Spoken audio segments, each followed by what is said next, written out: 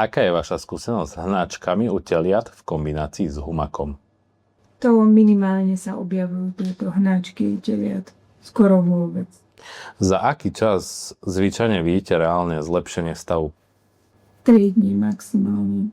Ako vnímate ochotu teliat príjmať krmivo a ich celkovú vitalitu hneď po narodení? S tým nie je problém.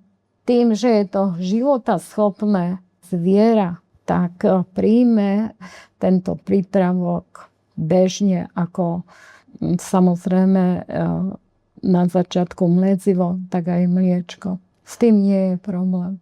V tých ročných obdobiach sa to hlavne prejavuje v jarných, daždivých obdobiach, zimných obdobiach, kedy naozaj ten prípravok vám prináša taký úžitok, že tie zvieratá sú v pohode, nemajú žiaden zdravotný problém, čo sa týka hlavne hnačiek. Sme naozaj veľmi vďační za tento prípravok.